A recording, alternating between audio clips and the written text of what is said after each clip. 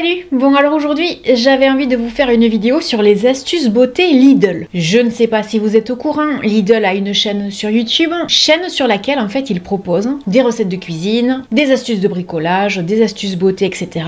L'avantage de leur chaîne c'est qu'en fait leurs égéries, c'est comme ça qu'ils les appellent, sont tout simplement des employés de chez Lidl. Donc ça je trouve que c'est plutôt une très bonne chose. Parce que en gros ça s'adresse à monsieur et madame tout le monde, c'est-à-dire vous et moi. Donc l'autre jour je regardais des vidéos sur leur chaîne, m'a été proposé par YouTube une vidéo d'astuces beauté à connaître absolument. Et là je me suis dit, ah ouais, Lidl ils font ça, des astuces beauté à connaître absolument. Mais attends, on va tester ça en vidéo. Donc je me suis préparée, j'ai pris mon petit minois pas maquillé, je me suis installée confortablement, j'ai lancé les astuces et j'ai commencé à filmer et à découvrir les astuces beauté. Et malheureusement pour moi, en fait, j'ai eu quelques déconvenues, quelques déceptions, d'où le titre de cette vidéo, parce que je m'attendais à, autre chose que ça en fait. Je vous laisse donc découvrir avec moi, dans un premier temps, les astuces beauté, et ensuite je vais vous expliquer pourquoi, et de toute façon vous allez le comprendre au fur et à mesure, j'ai été déçue par les astuces beauté que nous propose Lidl. Et je vais même vous faire une confidence, ils ont d'autres vidéos d'astuces beauté, je suis pas emballée non plus. Mais bon, ça on en parlera tout à l'heure.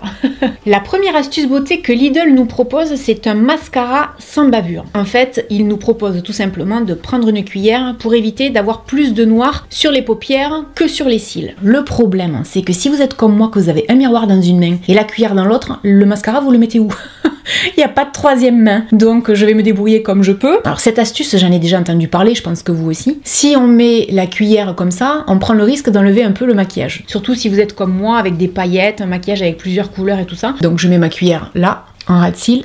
Je regarde dans mon miroir si je suis bien positionnée. Ça m'a l'air très compliqué. On va le faire là, plutôt ce sera plus simple. Non, c'est pas bon parce que ça épouse pas bien le... Franchement, je vois rien. Je comprends pas trop cette astuce. Je sais pas qui a inventé ça. Ça fait des années qu'on en entend parler. Je trouve pas ça pratique, je trouve pas ça utile. Ce qui est dommage, c'est que ça manque beaucoup de démonstration en fait dans leurs explications. Ça va très vite. Bon, avec la cuillère, on en est là. Je vais essayer sans la cuillère, voyons. Bah c'est plutôt pas mal. Je voyais pas bien en fait de loin. C'est plutôt pas mal. Après, de vous à moi, est-ce qu'on a besoin d'une cuillère pour mettre du mascara? Non, il suffit tout simplement d'y aller progressivement. Et tout le monde sait, enfin je suppose, que si on se vautre, il suffit tout simplement de laisser sécher dans un premier temps. Ensuite, on prend un petit coton-tige et on vient le nettoyer comme ça, sans faire bouger le reste du maquillage. Ça fonctionne, c'est rapide et ça n'enlève pas le maquillage. Donc je vois pas trop l'intérêt d'une cuillère. Je pense que là, tous les professionnels du maquillage, ce qui n'est pas mon cas, vous le diront. La cuillère, ça n'a pas d'intérêt en fait. Regardez, j'ai mis mon mascara, j'ai pas débordé. Hein. Donc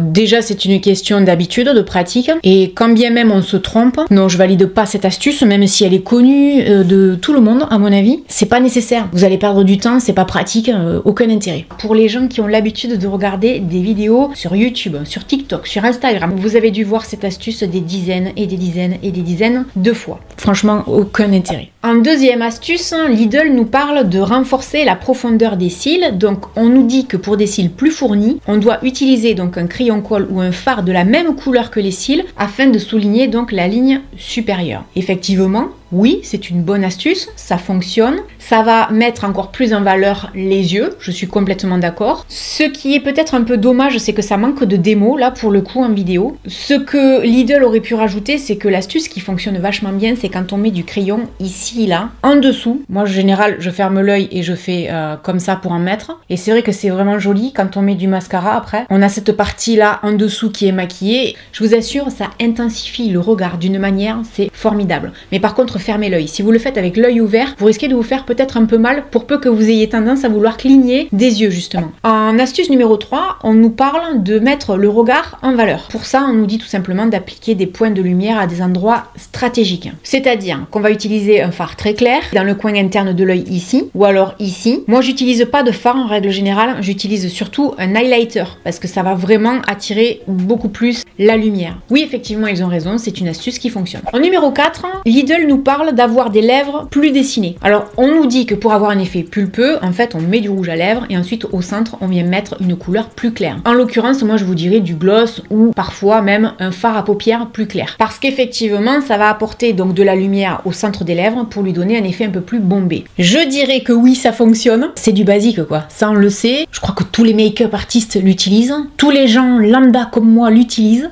Par moment, pas tout le temps. Oui, bien sûr, ça fonctionne, évidemment. La cinquième astuce. on nous parle de mettre de l'ordre dans ses sourcils. Donc pour ça, on nous dit de prendre une brosse et de mettre en fait du fard de la même couleur que les sourcils pour les uniformiser. Et ensuite de venir fixer avec de la laque. Pour les sourcils, c'est pas idiot. Il est probable que tout le monde à la maison ait un fard de la même couleur que les sourcils. Maintenant, ça va dépendre pour qui, en fait. Le fard ne sera pas suffisant dans le sens où il y a des gens, comme moi par exemple, qui vont avoir besoin d'un crayon comme ça pour pouvoir combler des trous, combler des manques. Maintenant, là où je souris, c'est qu'on nous dit d'utiliser de la laque pour les fixer. J'utilise tellement peu de laque que la mienne, elle veut plus sortir, vous l'avez vu? Elle sort, mais pas de la bonne manière. Bon, il y en a quand même un peu là-dessus. Alors, bien sûr que oui, fixer ses sourcils avec de la laque, ça fonctionne. On valide l'astuce, hein, bien évidemment. Je vais pas dire que non.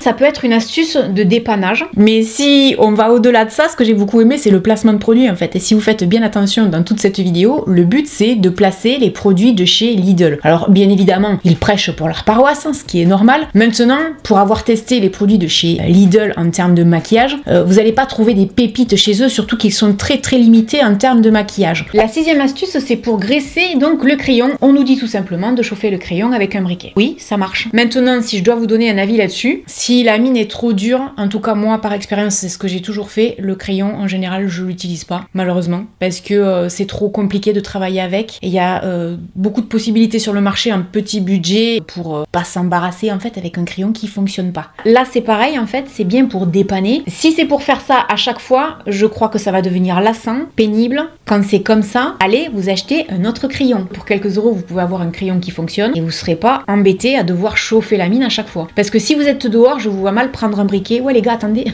j'ai besoin de chauffer ma mine 2 secondes, pas sûr. La 7e astuce, alors c'est rendre son vernis et son mascara plus liquide. Donc pour ça, il suffit de faire tremper pendant 15 minutes le mascara et les vernis dans de l'eau chaude. Votre vernis, s'il a durci, c'est pas parce que vous allez le tremper dans l'eau chaude qu'il va rester liquide éternellement. Pareil pour le mascara. Le vernis, vous avez d'autres options, c'est-à-dire que vous avez des produits qui existent dans le commerce. Alors je sais qu'il y a des gens, moi c'est l'erreur que je faisais avant, j'y mettais du dissolvant. Alors on nous dit qu'il faut pas le faire. J'ai fait ça pendant des années, après j'ai trouvé un produit justement pour rendre les vernis plus liquides. L'astuce numéro 8. Donc c'est pour intensifier la couleur des fards à paupières. On nous dit tout simplement de mettre du crayon blanc sur la paupière comme base à paupières en fait. Comme ça va annuler les défauts et accentuer la couleur des fards. Alors premièrement, je trouve que c'est plus pratique de mettre du crayon sur le doigt pour l'appliquer sur la paupière plutôt que l'inverse. C'est-à-dire que le crayon sur la paupière directement, à moins d'avoir un crayon qui soit très crémeux, il vaut mieux le mettre d'abord sur le doigt. Maintenant, ça nous renvoie à l'astuce numéro 6 qui consiste à chauffer la mine si jamais elle est un peu trop dure. Avant-dernière astuce, on nous parle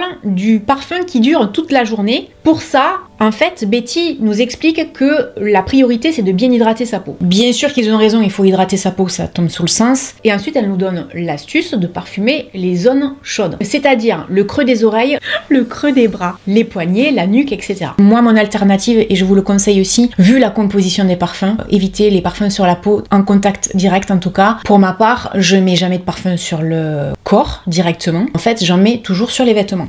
Hop et hop. Pourquoi? Parce que j'ai remarqué que souvent le parfum tient beaucoup plus longtemps et que c'est toujours agréable quand quelqu'un s'approche de vous pour vous dire bonjour par exemple, de sentir que les vêtements sentent bon. Et non, ça tâche pas. Ça fait des années que je le fais, je n'ai jamais taché un vêtement avec du parfum. Il y a un cirque chez nous. Non, je veux pas aller voir le spectacle, non. Donc je vous disais, le monsieur m'a fait perdre le fil de ce que je disais. Et pour finir, la dernière astuce de Lidl, c'est l'alternative au blush, c'est-à-dire d'utiliser un rouge à lèvres pour se faire des jolies joues comme si on avait du blush. Donc le rouge à lèvres, en tant que blush, on le travaille avec le doigt. Pour moi, c'est pas forcément nécessaire d'avoir un pinceau. Ni vu ni connu, je t'embrouille. Et d'un coup, j'ai des joues toutes roses, toutes rouges, tout ce que vous voulez. Pas de problème, ça marche.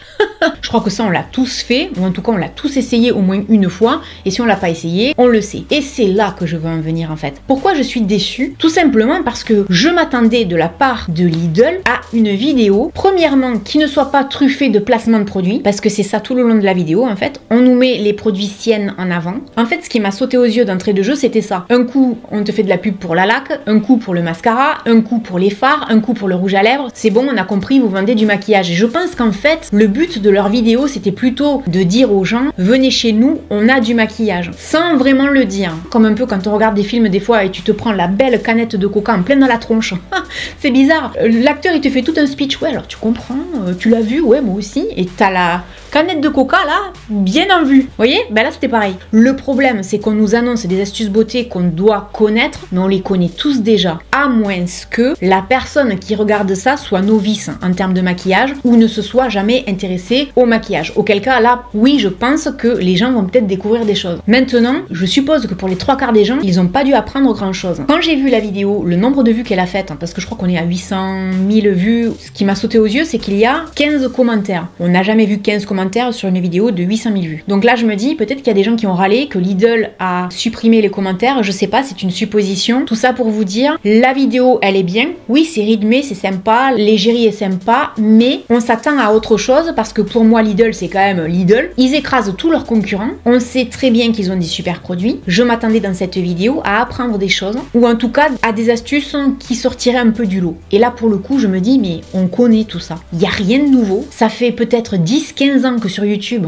on a des vidéos d'astuces beauté, des tutos de maquillage. Tout ça, on le sait déjà, quoi. Elle est là, ma déception, en fait. Vous voyez ce que je veux dire? Parce qu'en plus, maintenant, avec Instagram, avec TikTok, on retrouve des astuces beauté de ouf, de tous les styles. Et là, on a du basique. Alors, après coup, je me suis dit sûrement que la consommatrice moyenne chez Lidl, quelqu'un un jour me l'avait dit dans les commentaires, m'avait dit, Laurette, n'oublie pas que Lidl c'est allemand et que les Allemandes se maquillent pas forcément beaucoup, etc. Alors, je sais pas si c'est vrai, j'en sais rien. C'est vrai que Lidl c'est très basique en termes de maquillage, et peut-être que c'est pour ça qu'on a une vidéo qui est relativement basique, parce qu'ils ont du maquillage basique. S'ils avaient du maquillage plus élaboré, peut-être qu'ils nous auraient sorti quelque chose de plus élaboré. Donc, je veux pas leur casser du sucre sur le dos, hein. Je suis moi-même cliente chez Lidl, et vous le savez. Mais là, je suis pas emballée. Donc je le dis, je suis navrée. Vous pouvez toujours aller faire vos courses chez Lidl, hein, tout va bien. Hein. Voilà, si vous regardez cette vidéo, peut-être que vous aussi vous allez être un peu déçus en vous disant voilà. J'espère que cette vidéo vous aura plu, que vous aurez quand même passé un bon moment en ma compagnie. Je vais y arriver. N'hésitez pas à me laisser un commentaire et puis je vous dis à très bientôt dans une prochaine vidéo.